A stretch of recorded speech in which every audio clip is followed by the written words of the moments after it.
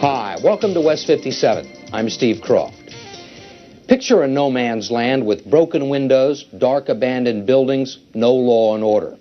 There are carefully demarcated areas controlled by rival bands of armed militia fighting over the rubble. Nearly every night there's sniper fire.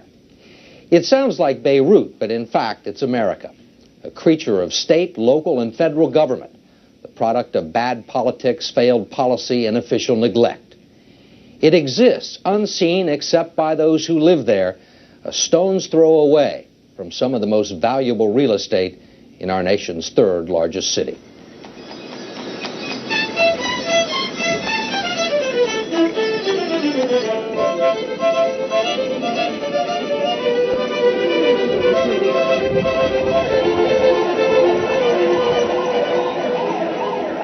What's it like here? What's the neighborhood like? Like a bad neighborhood. Dangerous? Yes. They brought in a person shot in the leg. Can you tell when somebody's going to shoot? Yes. They just grab their gun and just start shooting. 10-1 at 10-1, 116-1. One time they came over this way, and then they saw this lady, and she said something to them, and then she had a big hole in her head when they killed her. They shot her. I don't know what they did. Did you see her? Yes. How often do you hear gunshots? Too often. Johnny Shannon is 10 years old. He lives within walking distance of Chicago's Gold Coast, but it's several worlds away. His home is Cabrini-Green, a name at once both saintly and sylvan. It is neither. When I first came here, it reminded me of Vietnam. It's been called a city within a city, the most notorious public housing project in America. Dennis Davis patrols it for the Chicago police. Drive straight through. Built in the 40s and 50s, it was supposed to provide safe, inexpensive, integrated housing for people trying to save money to buy a house. Today, it's 70 acres of no man's land, void of legitimate enterprise, with its own laws and its own language. Now, this building is called The Rock. The Rock? Yeah, The Rock. Why do you call it The Rock? It's like the Rock of Gibraltar. You know, it's there, you can't get to it, and it's the strongest thing in Cabrini. There's normally a sentry. He's standing right there in front of 1150 now. What's he looking for? Police. They're selling drugs from the lobby. He'll see us when we make the turn, and if they're dealing, he'll just walk away into the building. And once they get into the building, that's it. We won't find them. Cabrini is part of the worst public housing system in the country.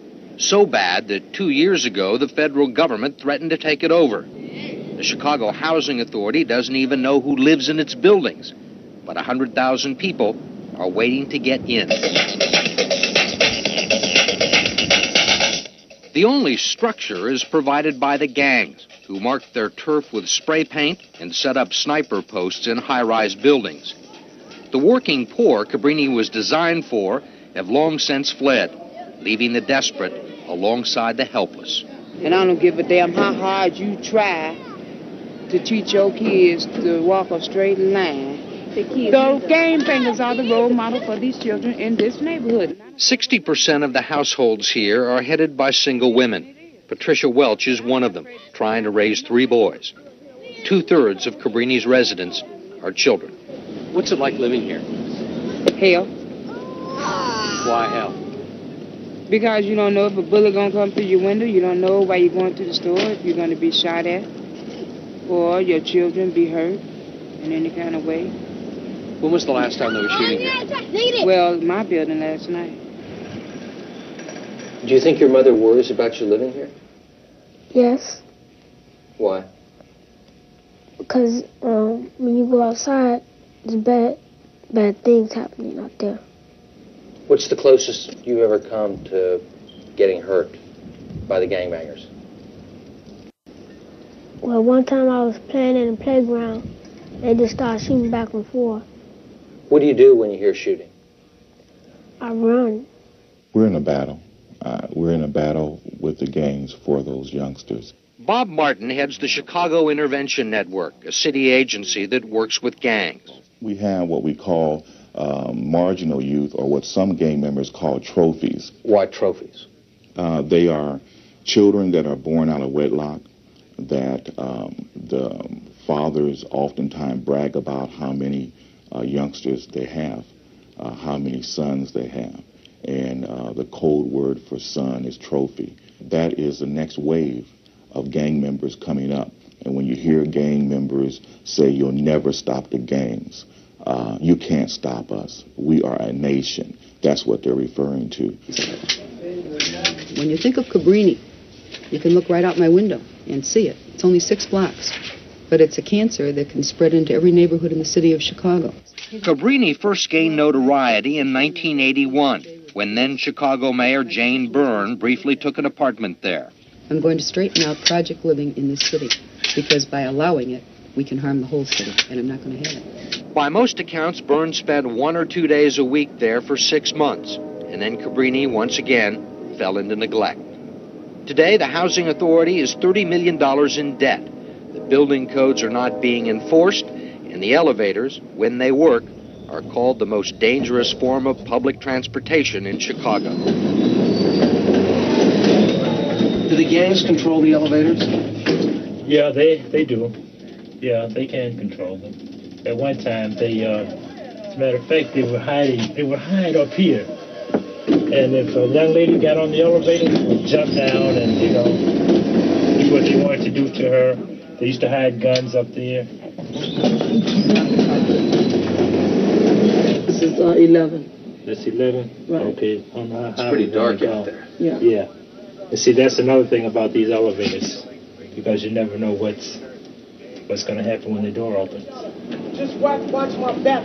Where'd he get shot? Well, he probably got shot somewhere around here. Last year, 200 people were shot or stabbed in Cabrini. 8 violent crimes for every 100 people. How long ago did he get shot? Oh, just a real short time ago. He was shot by some fellows across the way here as he crossed the field. Did you know this kid? Oh, yeah, for about 4 years. In 5 years, Brother Bill Tomes has seen 65 of his friends shot or stabbed. He's an emissary from the Archbishop of Chicago, a peacekeeping force of 1 who roams Cabrini at night, helping women and children negotiate the free fire zones. Are you trying to save souls here? No, we're trying to show God's love for people. You're trying to keep people alive. Oh, I think we're trying to keep people alive, yeah. Those are pretty low expectations. Oh, I don't know. Keep somebody alive. Brother Bill, y'all be cool, man. Y'all be careful. Most of the kids, for example, have been shot. Almost all of them have been shot. Yeah, it's my brother. They killed my brother. Is sudden violent death just sort of accepted here, something that happens? Well, it's expected to happen in this kind of environment, and you never know when it's going to. It could be right now.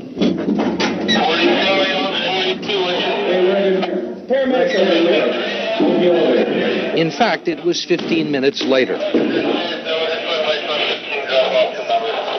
Brother Bill and the paramedics were called to attend to a stabbing victim. But they failed to achieve their modest goal. Very serious. Stay out of the way. Stay out of the way. We gotta get out of here. Is my child alive? I want to know. I want to know. My God. Her son died in the elevator.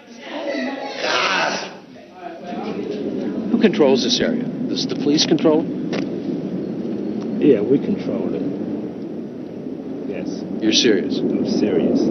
I believe the gangs are in control of Cabrini. And anytime they nickname the plaza area as a shooting gallery, then I don't think the police or CHA management is in control of the property. That assessment comes not from some alderman or candidate running for local office, but from the latest director of the Chicago Housing Authority, Vincent Lane.